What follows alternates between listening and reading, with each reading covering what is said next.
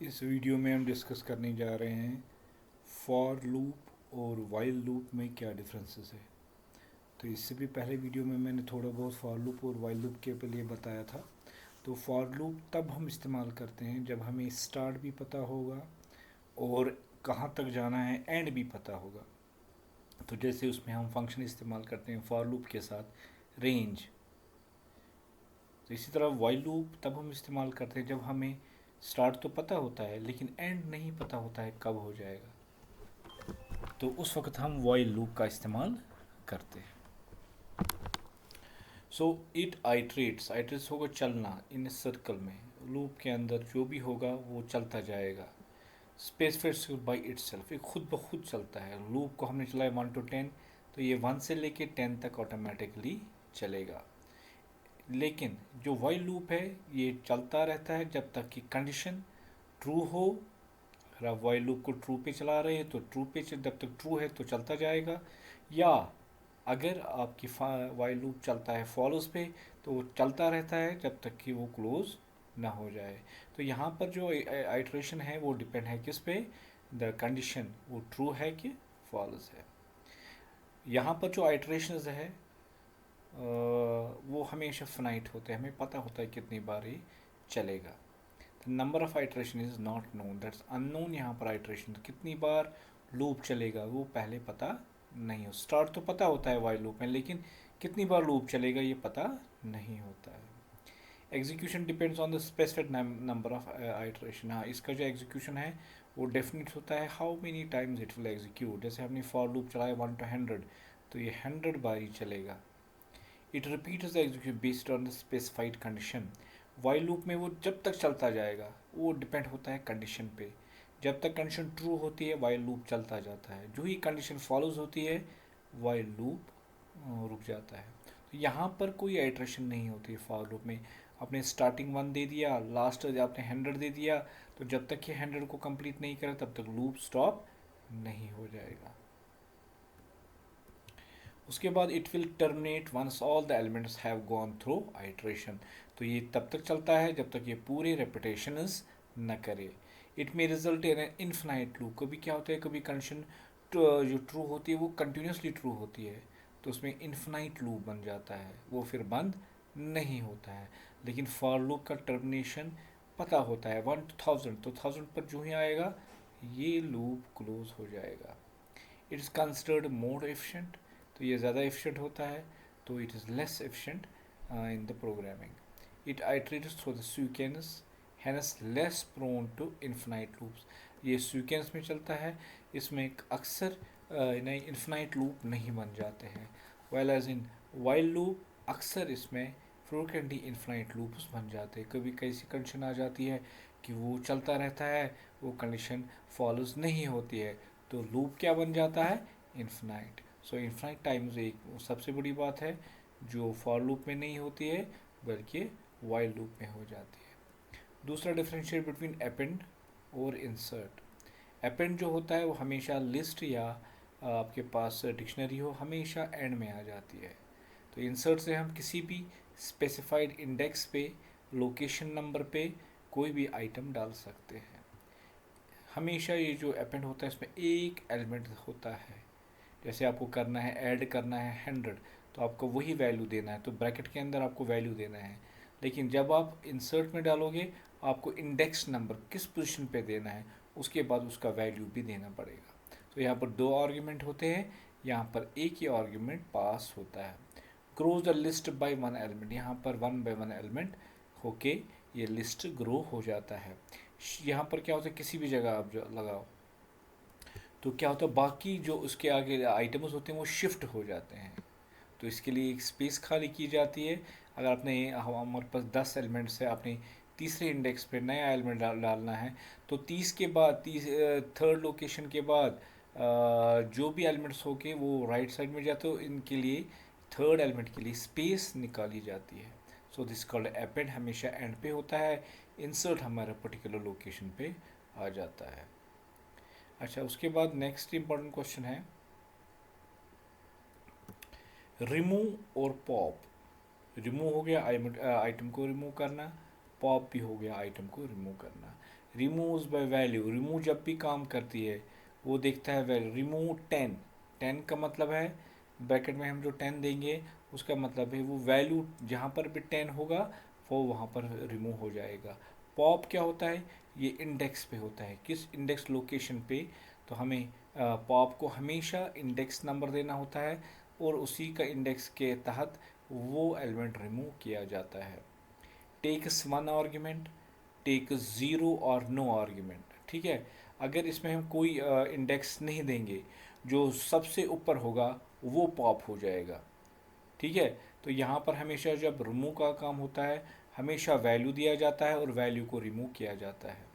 None, यहाँ पर एक वर्ड है नन, डजंट रिटर्न एनीथिंग। जब भी हम रिमूव करते हैं उससे हमें पता नहीं चलता है कि कौन सा वैल्यू रिमूव हो गया, लेकिन जब पॉप होते हैं हम जो एलिमेंट जो रिमूव हो गया हम उस रिमूव एलिमेंट को किसी वेरिएबल में स्टोर करवा सकते हैं। लेकिन यहाँ पर जब रिमूव किया उसका जो एलिमेंट का वैल्यू होगा वो हम किसी वेरिएबल में स्टोर नहीं कर सकते हैं। सो इन केस ऑफ एरर वहाँ पर एलिमेंट नहीं वैल्यू नहीं होगा तो वहाँ पर एक वैल्यू जनरेट आएगा, दैट्स को उसको बोलता हूँ वैल्यू एरर। ठीक है, यहाँ पर जब भी कोई मिसिंग होगा तो वैल्यू तो हम मिस नहीं कर पाएंगे, आपको देखना पड़ेगा इंडेक्स। तो वहाँ पर अगर इंडेक्स अगर आपके पास इंडेक्स 0 to 10 है, आपने दे दिया पॉप 11, ठीक है, तो 11 तो है ही नहीं इंडेक्स वहाँ पर, तो वहाँ पर कौन सा एरर आएगा, इंडेक्स एरर। तो हमेशा पॉप फंक्शन में इंडेक्स एरर आता है तो यहाँ पर वैल्यू एरर आता है। So this is the important question जो अक्सर बोर्ड एग्जाम में पूछा जाता है। उसके बाद हमारे पास सीक्वेंस डेटा लिस्ट होता है, एक तो लिस्ट है दूसरा है डिक्शनरी। तो लिस्ट किससे क्रिएट किया जाता है, स्क्वायर ब्रैकेट से, और डिक्शनरी किससे क्रिएट किया जाता है, कर्ली ब्रेसेस से। सो हमेशा यहाँ पर ऑर्डर्ड लिस्ट ऑफ आइटम्स होते हैं, दैट मीन्स वो सीक्वेंस में होते हैं 1 2 3 4 5 6 7 अकॉर्डिंगली में। तो लेकिन डिक्शनरी में हमेशा अनऑर्डर्ड आइटम्स होते हैं, क्योंकि वहाँ पर जो डेटा स्टोर होता है वो की के हिसाब से स्टोर होता है, वो वैल्यू के हिसाब से स्टोर नहीं होता है। लेकिन लिस्ट में हमेशा जो डेटा स्टोर होता है वो डेटा इसके हिसाब से ही वहाँ पर स्टोर हो जाता है। यहाँ पर ऑर्डर लिस्ट है, items have a definite order which will not change, जो कि चेंज नहीं होता है। यहाँ पर अनऑर्डर्ड होते हैं, items do not have a definite defined order. यहाँ पर आइटम के हिसाब से डेटा स्टोर नहीं होता है, पहले 2 हो सकता है या पहले 10 हो सकता है वैल्यू, फिर 5 हो सकता है। ठीक है, तो वहाँ पर कोई ऑर्डर, क्योंकि वहाँ पर जो डेटा जो डिक्शनरी में स्टोर होता है वो की के हिसाब से वहाँ पर स्टोर किया जाता है। एक्सेस्ड बाय इंडेक्स, यहाँ पर जो भी वैल्यू आपको चाहिए लिस्ट से डिस्प्ले करना है आपको उस लिस्ट का नाम देना होगा और उसके बाद इंडेक्स नंबर देना होगा, जिसके ज़रिए से आप उस एलिमेंट को एक्सेस कर सकते हैं, रिमूव कर सकते हैं, मॉडिफाई कर सकते हैं। वैल्यूज़ आर एक्सेस्ड यूजिंग, यहाँ पर कोई वैल्यू से कुछ नहीं होता है, आपको अगर मॉडिफाई करना है, डिलीट करना है, अपडेट करना है, आपको की वैल्यू देना पड़ेगा, क्योंकि डिक्शनरी में दो चीज़ें होती हैं, की और वैल्यू। तो बीच में कोलन होता है, की और वैल्यू के बीच में वहाँ पर कोलन होता है, वो पिछले वीडियो में भी मैंने आपको दिखाया था। सो आइटम्स जो इसके बाद है म्यूटेबल है, आइटम्स कैन बी मॉडिफाइड। ठीक है, यहाँ पर भी म्यूटेबल है, this one of the similarity between the list and the dictionary, ये दोनों क्या है, म्यूटेबल। लेकिन यहाँ पर जो आप डेटा है आप उसको डेटा होके आप मॉडिफाई कर सकते हैं, लेकिन अगर आपको यहाँ पर अपडेट करना है आपको की के साथ देना पड़ेगा। सो पेयर देना पड़ेगा की कॉलन वैल्यू। ठीक है, तो की के बाद कॉलन देना है, उसके बाद वैल्यू देना है, तब जाके वो आइटम्स मॉडिफाई हो जाएंगे। अलाउज डुप्लीकेट आइटम्स, आप अगर वैल्यू 10 है 2 बार, वो आपको एक्सेप्ट करेगा लिस्ट में। Does not allow duplicate keys, हाँ यहाँ पर तो वैल्यू की बात नहीं, यहाँ पर किसकी बात है, कीज़। जैसे आपने की 1 रखी, आप दोबारा सेकेंड टाइम की को 1 नहीं रख सकते हैं। It can store any data type, so इसमें आप न्यूमेरिक डाल सकते हैं, इंटीजर डाल सकते हैं, कैरेक्टर डाल सकते हैं, कोई भी वैल्यू मिक्स करके लिस्ट में आप डाल सकते हैं। Keys can be any immutable data, for example strings, numbers, values can be of any type. ठीक है, तो वैल्यू तो यहाँ पर कोई भी टाइप होगा, लेकिन जो की होगा अगर आपने न्यूमेरिक की रखा है तो आपको पूरे आइटमों के लिए न्यूमेरिक की ही रखनी है। अगर कैरेक्टर की रखी है तो आप किसी जगह न्यूमेरिक की नहीं दे सकते। उसका मतलब क्या है, ये इंपॉर्टेंट पॉइंट समझना है, यहाँ पर जो डेटा है वो कोई भी डेटा आप स्टोर कर सकते हो। और यहाँ पर जो है डेटा को तो मसला नहीं है, ले आकर आपको लिखना है कि कीज़ आर इम्यूटेबल, आप की को डेटा टाइप चेंज नहीं कर सकते हैं। अगर आपने इंटीजर वाली कीज़ रखी है तो आपको पूरे ये डिक्शनरी में इंटीजर वाली ही कीज़ रखनी है। अगर आपने अल्फ़ाबेट रखे हैं कीज़ तो आपको पूरे ये क्या बोलते हैं डिक्शनरी में पूरे कीज़ कैरेक्टर ही रखने पड़ेंगे, ठीक है। आप उसको मिक्स करके या उसमें immutable, so keys are immutable and values are mutable, ठीक है। तो आपको याद रखना है। उसके बाद कहाँ हम पहुँचे, ये हो गया ये। तो उसके बाद नेक्स्ट जो है हमारा रिमूव के बाद लॉन्ग टाइप क्वेश्चन में तो आपको डिफाइन करना पड़ेगा डिसीजन स्ट्रक्चर्स। तो पाइथन प्रोग्राम में ये आपने 11th में भी पढ़ा था कि ये जो डिसीजन स्ट्रक्चर है जिसके ज़रिए से प्रोग्रामिंग में डिसीजन लिया जाता है वो है खाली एक ही स्टेटमेंट जो आपने यहाँ पर पढ़ना है। और भी बहुत सारे डिसीजन स्टेटमेंट्स हैं। तो अगर हम सिलेबस की बात करेंगे, प्रोग्रामिंग की बात करेंगे, तो यहाँ पर इफ़ जो है, इफ़ एक ऐसा स्ट्रक्चर है जिसके ज़रिए से हम प्रोग्राम में डिसीजंस ले सकते हैं। तो डिसीजंस को और एक नाम है, वो आपको कभी आपको एग्जाम में पूछा जाएगा। बताओ control flow statements, remember note it down. क्या decision structures are also called the control flow statements, जिसमें स्टार्ट होता है इफ स्टेटमेंट, इफ का कनेक्टेड होता है एल्स स्टेटमेंट। अगर आपको मल्टीपल डिसीजंस लगाने हैं तो एल इफ है, एल इफ का मतलब है एल्स इफ। ये इस तरह से पाइथन में लिखा जाता है, पूरा एल्स नहीं लिखा जाता है बल्कि हम लिखते हैं E L I F. E L का मतलब है एल्स, आई एफ का मतलब है इफ़। सो ये डेटा स्ट्रक्चर है जिससे हम डिसीजंस लेते हैं प्रोग्रामिंग में, जिनको कंट्रोल फ्लो स्टेटमेंट्स भी कहा जाता है। तो इफ़ अगर आपने अपने प्रोग्राम में इफ़ स्टेटमेंट लगा दिया, उसका मतलब है कि ये इफ़ एग्जीक्यूट कंडीशन को करता है और उसके अंदर जो कोड होगा वो तब एग्जीक्यूट होगा जब कंडीशन ट्रू होगी, ठीक है। तो अगर आपने इफ़ लगाया खाली अपनी प्रोग्रामिंग में, तो अगर वो कंडीशन ट्रू, जैसे आपने लिखा if A is greater than 10, अगर आपका ए का वैल्यू 10 से ज़्यादा है, दैट मीन्स वो कंडीशन ट्रू है, तब इफ़ के नीचे जो स्टेटमेंट होगा वो एग्जीक्यूट होगा, अदरवाइज एग्जीक्यूट नहीं होगा। अगर आप इफ़ के स्टेटमेंट के साथ साथ आपने एल्स भी लगा दिया, दैट मीन्स अगर ऊपर वाला ट्रू नहीं है तब क्या करेगा डिसीजन, तो बे एल्स में जाएगा। एल्स हमेशा फॉल्स कंडीशन पे चलता है। तो इफ़ तब चलता है जब इसकी कंडीशन ट्रू होगी, और एल्स कंडीशन तब चलती है जब आपका कंडीशन ऊपर वाली जो इफ़ कंडीशन है वो ट्रू नहीं है बल्कि फॉल्स है, तब जाके एल्स स्टेटमेंट के अंदर जितने भी स्टेटमेंट्स हैं वो एग्जीक्यूट होते हैं। So when the if is false else will execute, when the if is true else will not execute, ठीक है। The else statement follows an if statement, ये किसको फॉलो करते हैं, इफ स्टेटमेंट को, and executes block of code. फिर if के बाद एक ब्लॉक ऑफ कोड जिसके अंदर कोड आपने रखा है वो एग्जीक्यूट होगा। If the proceedings if condition is false, अगर ये फॉल्स है तब एल्स चलेगा, ठीक है। So proceeding if condition is false, तो इसकी आगे वाली जो कंडीशन है वो अगर फॉल्स है तब जाके ये एग्जीक्यूट हो जाते हैं। अच्छा, अगर आपको इफ़ के इफ़ तो होगी एक कंडीशन को चेक करना, अगर आपको बहुत सारे कंडीशनों को चेक करने हैं then you have to need multiple ifs. तो मल्टीपल इफ़ करने के लिए हमारे पास स्टेटमेंट है एल इफ़। एल हो गया, ई एल हो गया, एल्स आई इफ साथ इकट्ठे, तो ये हो गया else if statement. So else if statement stands for just like else if and can be used multiple times to check several conditions। अगर आपको अपने प्रोग्राम में बहुत सारी कंडीशनों को चेक करना है, so you want to use the multiple ifs, then the statement is here L if का मतलब क्या है, else if।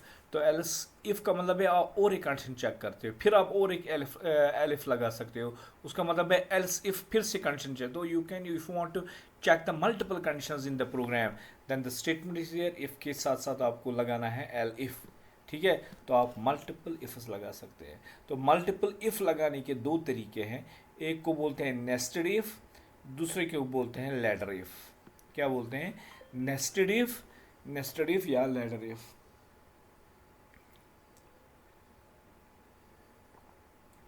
नेक्स्ट हो गया इफ के अंदर और एक एल्फ इफ उसके अंदर और एक इफ़, उसके अंदर और एक इफ़, तो इफ़ के सबऑर्डिनेट्स बन जाते हैं, इफ़ के अंदर और एक इफ़, उसके अंदर और एक इफ़, उसके अंदर, सो that's called the nesting if. ठीक है, इफ़ के अंदर और एक इफ़। इसलिए हमारे पास दो तरीके हैं जिसको हम नेस्टिंग बोलते हैं, नेस्टिंग इफ़।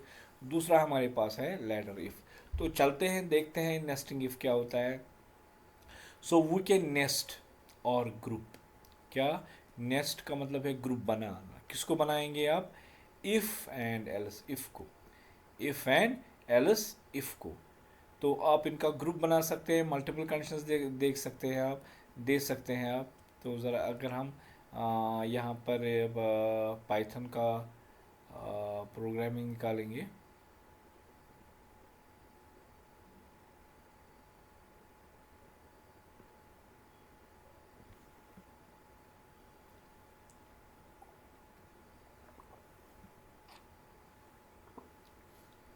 तो जब तक ये एग्जीक्यूट होगा हम आगे चलेंगे। So we can nest or group if else statement and else, इन तीनों को हम ग्रुप कर सकते हैं। इफ़ को, एल्स इफ़ को, और लास्ट में एल्स कंडीशन देते हैं। तो हमेशा इफ़ कंडीशन में अगर बहुत सारे इफ़्स होंगे, एल्स इफ एलिफ होंगे, तो लास्ट में उसमें एक एल्स होना ज़रूरी है। ठीक है, to create more complex decision structure. आप बड़ा सा डिसीजन स्ट्रक्चर बना सकते हैं, कम्प्लेक्स बना सकते हैं, ग्रुप ऑफ इफ्स को इस्तेमाल कर सकते हैं, और बहुत सारे कंडीशन उसको ग्रुप ऑफ बना सकते हैं। So that's called nesting. Nested if involves placing one or more if statements inside another if या else if or else block में। आप इफ़ के अंदर और एक इफ़ लगा सकते हैं, फिर उसके अंदर और एक इफ़ लगा सकते हैं, फिर उसके अंदर और इफ़। तो ऐसे मल्टीपल इफ़ लगाने को हम बोलते हैं नेस्टिंग। क्या बोलते हैं? सो this creates A block. Block हो गया group of if, else, elif and else. तो अगर आप मल्टीपल इनको इस्तेमाल करते हैं जिसमें इफ़ आता है, एल्स एल्स इफ आता है, या खाली एल्स आता है, अगर इन स्टेटमेंटों को बहुत सारे स्टेटमेंट लिखेंगे आपको तो एक ग्रुप बन जाएगा। तो उसको हम बोलते हैं नेस्टेड इफ, इफ के अंदर और एक if. So this creates a hierarchy of conditions that must be met sequentially. तो जैसे आपके पास एक इफ है, उसके बाद दूसरा इफ है, उसके बाद और एक इफ उसके अंदर आता है, तो क्या कर सकते हैं? तो हम इसके प्रोग्राम के ज़रिए देख सकते हैं। जैसे हम लिखेंगे a इक्वल 10, इफ ए, तो लिखेंगे इफ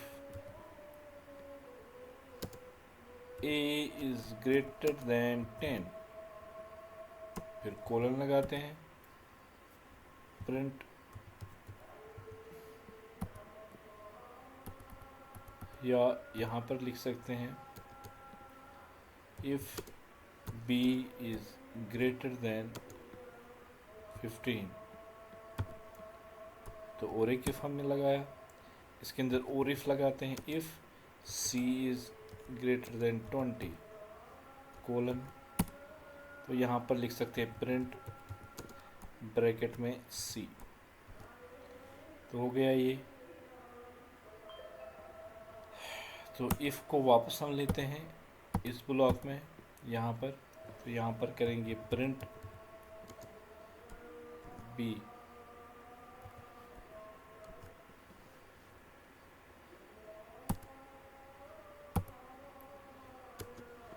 प्रिंट सी। सो यहाँ पर ए हमने दे दिया, बी हमने दे दिया 12, सी हमने दे दिया 23। तो ए का वैल्यू 10 है, बी का value for example equal to है यहाँ पर 12 है, सी इक्वल टू 23। सो अगर हम नेस्टेड की बात करेंगे, इफ़ के अंदर और एक इफ़ हमने डाल दिया। क्यों? ये इसका सबऑर्डिनेट कैसे हो? क्योंकि हमने इसके लेफ्ट साइड में इंडेंटेशन डाल दिया, एक्स्ट्रा स्पेस डाल दी, तब उसका मतलब कि ये जो आइटम है ये इसके अंदर है। फिर उसके अंदर और एक इफ़ डाल दिया, उसके अंदर और एक स्पेस डाल दी हमने एक्स्ट्रा, तो उसका मतलब है ये जो इफ़ वाला है ये इसके अंदर है। So this called nesting if. If के अंदर और एक इफ़, उसके अंदर और you can have a multiple ifs. ठीक है, तो आप इसके आगे अगर आप चाहते हैं और भी बना, आप लिख सकते if d is greater than 30। हम लिखेंगे प्रिंट के अंदर डी डाल देंगे। तो अब देखो पहला इफ है, उसके बाद सेकेंड इफ है, उसके बाद थर्ड इफ है, उसके बाद यहाँ आईडी नहीं है बल्कि इफ है, उसके बाद और एक इफ है। तो हमने यहाँ पर 4 इफ्स बनाए। So this is called nesting if. क्या बोलते हैं? नेस्टिंग इफ के अंदर। लेकिन इसमें क्या है कि ये जो पहला इफ है, सेकेंड इफ तब चलेगा जब पहला वाला ट्रू होगा। तो अगर ये ट्रू है उसके बाद सेकंड में जाएगा, अगर वो ट्रू है तब थर्ड में जाएगा। अगर बी वाला फॉल्स है तो ये सारा इफ स्टेटमेंट बाहर होके आ जाता है और स्टॉप हो जाता है। तो इसलिए नेस्टिंग में क्या है, जो आफ्टर वाला इफ है वो ट्रू होना चाहिए, तब जाके इंटरनल वाला चलता है। जैसे if A is greater than B, it's correct. Greater than 10 नहीं, इसको हम दे देंगे 10 नहीं है, इक्वल है, इसको लेट्स गिव 11। अब तो ट्रू हो गया। तो अगर 10 ही रखते हैं हम, तो ये इफ स्टेटमेंट एग्जीक्यूट, कोई भी ब्लॉक एग्जीक्यूट नहीं होता। तो इनमें हर कोई चीज़, ये भी ट्रू होना चाहिए, ये वाला इफ भी ट्रू होना चाहिए, ये भी इफ ट्रू होना चाहिए, इसको प्रिंट करने के बाद ये भी ट्रू होना चाहिए, तब जाके nested loop sorry if condition चलती है। अगर इनमें से किसी भी जगह फॉल्स आ गया तो ये वहीं से बाहर होके बाहर आ जाता है और इफ कंडीशन क्लोज हो जाती है। This is the called the nesting if के अंदर और एक इफ स्टेटमेंट। आई होप आपको ये समझ में आया होगा। तो वापस जाते हैं चैप्टर के कंटेंट्स में। They are useful for checking conditions, they are dependent on the previous condition. मैंने आपको बताया जो सेकंड इफ है वो पहले वाले इफ पे डिपेंडेंट है। अगर पहला वाला इफ ट्रू है तब सेकंड चलेगा, सेकंड वाला ट्रू है तब थर्ड चलेगा, थर्ड वाला ट्रू है तब फोर्थ। तो ये सारे के सारे जो प्रीवियस इफ कंडीशंस है वो सब के सब ट्रू होनी चाहिए, तब जाके आगे वाली इंस्ट्रक्शंस एग्जीक्यूट हो जाती है। तो ये हो गया ये। अब है लेडर इफ। तो लेडर इफ कैसे बनता है? इफ के अंदर इफ नहीं बल्कि इफ के अंदर एल्स इफ होता है। कैसे, मैं आपको बताता हूँ। तो जब हम अब वापस जाएंगे पाइथन में, यहाँ पर और एक इफ हम लिख सकते हैं इस तरह से, if A is greater than 10।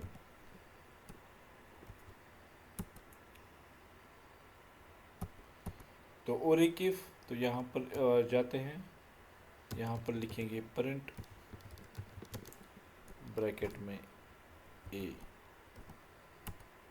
वापस जाते हैं पहले स्टेटमेंट, फिर लिखते हैं else if b is greater then 15, print b।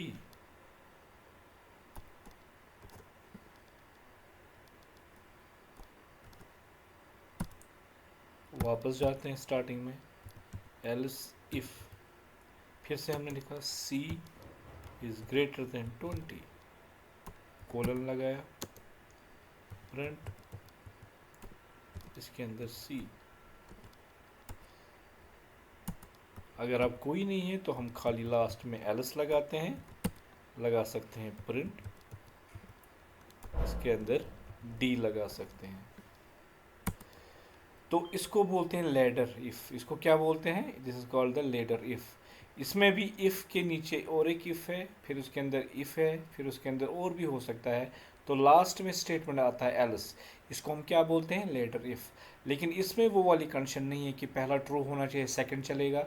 इसमें क्या है कि अगर पहला वाला ट्रू है तो ये एग्जीक्यूट होगा और बाकी कोई एग्जीक्यूट नहीं होगा।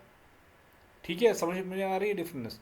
यहाँ पर अगर पहला फॉल्स है तब जाके सेकेंड एल्स इफ चलेगा, अगर वो फॉल्स है तब ये चलेगा।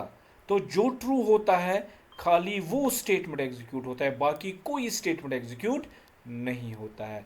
This is what it is called the ladder if. इसको हम क्या बोलते हैं? That's called the ladder if. I hope कि आपने अंडरस्टैंड किया होगा। It's continue with the theory. तो वापस जाते हैं।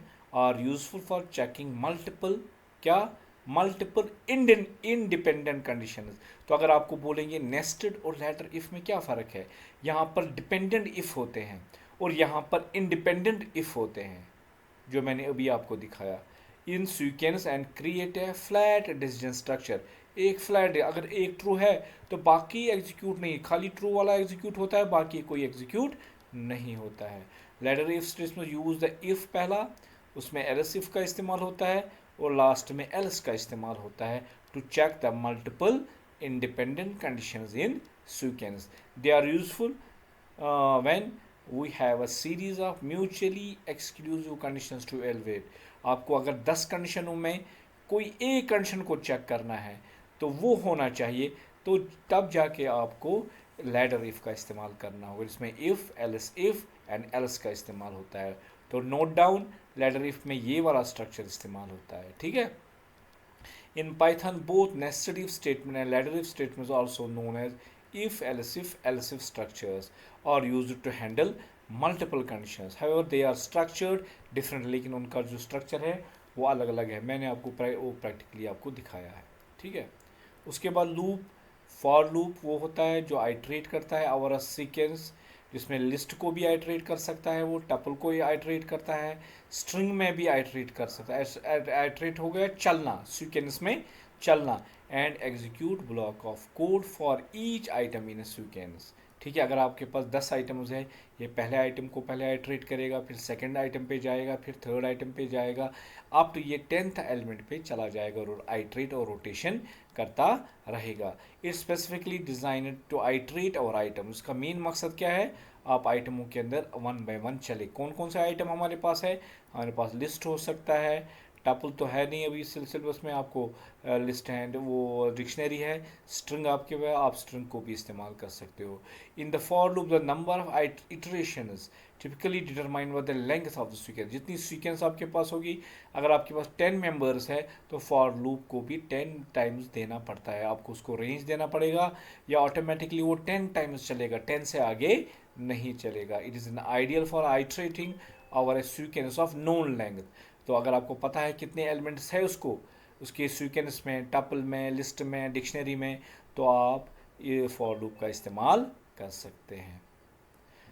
वाइल लूप मैंने आप इससे पहले वो रिपीटेडली एग्जीक्यूट करता है block of code as long as the specific condition is true, जब तक कि कंडीशन ट्रू होती है वाइल लूप चलता रहता है। इट यूज ए कंडीशन, इसमें क्या होता है, कंडीशन बेस्ड पे है, ठीक है, और सीक्वेंस नंबर पे ये अवेलेबल नहीं होता है। जो कंडीशन ट्रू है तो चलता जाएगा, जो ही कंडीशन फॉलोज होगी ये स्टॉप हो जाएगा।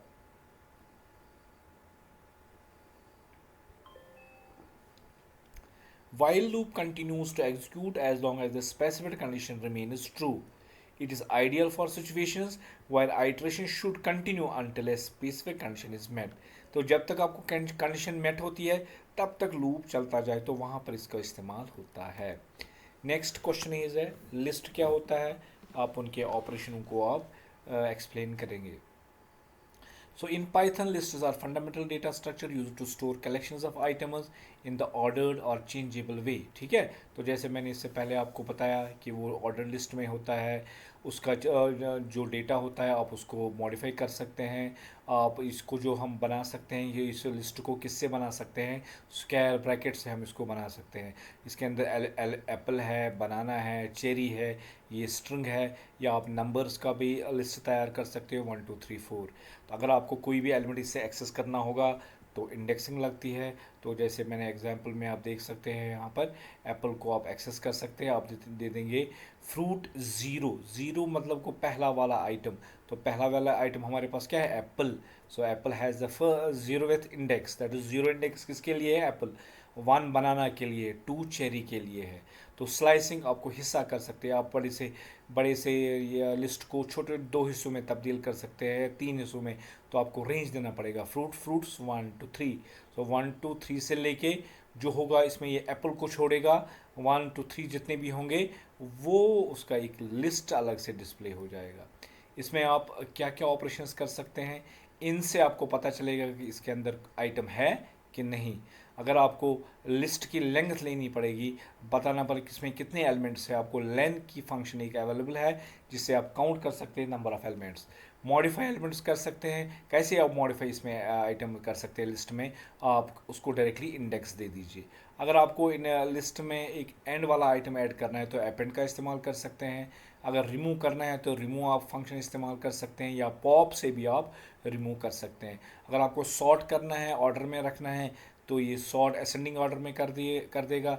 अगर आपको इसको रिवर्स में करना है तो आपको लिखना पड़ेगा इसके साथ अंदर reverse is equal to true, तो ये डिसेंडिंग ऑर्डर में हो जाएगा। तो अगर इसकी कॉपी बनानी है आप कॉपी फंक्शन को इस्तेमाल करके लिस्ट का डुप्लीकेट कॉपी बना सकते हैं। डिक्शनरी किससे बनेगी? कर्ली ब्रैकेट से बनेगी, लेकिन डिक्शनरी के साथ क्या होता है, उसके साथ की भी होती है। सो ये है की, उसके बाद क्या होता है कॉलन, कॉलन से सेपरेट होता है की यूएसए, क्या उसका ये है वाशिंगटन डीसी कैपिटल है। तो आप इस तरह एक डिक्शनरी बना सकते हैं जिसको कंट्री एज आप की दे सकते हो, उसका कैपिटल आप उसको value they. Egypt is a की और उसके कैरो उसकी यानी कंट्री की कैपिटल है। India, New Delhi is the capital, so India is a key and New Delhi is the value. इसी तरह आप और एक एग्जाम्पल बना सकते हैं, माई डिक्शनरी नेम बनेगा की, वैल्यू मुश्ताक, उसका वैल्यू है एज। फॉर एग्जांपल ये आ गया 430 फॉर एग्जांपल, तो ये एज की है, तो हमने स्ट्रिंग की बनाई, जो अगर वैल्यू यहाँ पर हमने न्यूमेरिक वैल्यू है तो आप इस तरह से उसको दे सकते हैं। सिटी की है तो श्रीनगर में वो है, ठीक है। इसमें ऑपरेशन क्या कर सकते हैं, अगर आपको कोई एम्प्टी या कोई भी आपको आइटम किसका डिक्शनरी का एक्सेस करना है तो उसके बाद आपको को की देना ज़रूरी है। सो जो की होगा, जैसे आपने नेम दे दिया, उसका वैल्यू ऑटोमेटिकली मुश्ताक डिस्प्ले हो जाएगा। तो यहाँ पर जब डिक्शनरी में हम कोई वैल्यू डिस्प्ले करना है तो आपको की का इस्तेमाल करना पड़ेगा, ठीक है। ऑक्यूपेशन, ठीक है, उसमें आईपी लेक्चरर आएगा, ठीक है। So output name Mushtaq age city Srinagar, occupation automatically आएगा जिसका आईपी लेक्चरर आ जाएगा। अगर आपको ये इसमें डिक्शनरी में कोई आइटम रिमूव करना पड़ेगा तो आपको पॉप या डिलीट कीवर्ड्स है, फंक्शंस है जिससे आप वो रिमूव कर सकते हैं, लेकिन रिमूव वक्त आपको उसके अंदर की देना पड़ेगा। तो सिटी ऑटोमेटिकली सिटी श्रीनगर ख़त्म हो जाएगा, तो जगह अगर आपने सिटी दे दिया साथ साथ श्रीनगर का वैल्यू भी ख़त्म हो जाएगा। तो अगर आपको वहाँ चेक करना है कि कोई है की अवेलेबल कि नहीं, तो उसके लिए इन वाला है जिससे हम उसको चेक कर सकते हैं। तो क्या हमने लिखा है print as in my dictionary, ये एज की को माई डिक्शनरी में चेक करेगा वहाँ पर है कि नहीं, so output would be true. अगर लेंथ निकालनी है डिक्शनरी को, लेन फंक्शन आपके पास है, ठीक है। अगर आपको आइट्रेट करना है, एक्सेस करना है एलिमेंट्स, ठीक है, और फॉर लूप का इस्तेमाल कर सकते हैं या वाइल लूप का आप इस्तेमाल कर सकते हैं, ठीक है। तो फॉर की आपको देनी पड़ेगी, की जो कि इन ऑपरेटर साथ है, और फिर देना पड़ेगा उस डिक्शनरी का नाम। सो ऑटोमेटिकली ये चलता जाएगा, जितने भी एलिमेंट्स, जितने भी कीज़ डिक्शनरी में होंगे उतनी बार फॉर लूप चलेगा, तो आपको उसको काउंट देने की ज़रूरत नहीं है, ये खुद ब खुद देखेगा डिक्शनरी एलिमेंट्स कितने, उसमें कितने की, अगर 7 कीज़ है तो फॉर लूप 7 टाइम्स चलेगा। तो इस तरह आपको ये एक्सेस एलिमेंट हो जाएगा।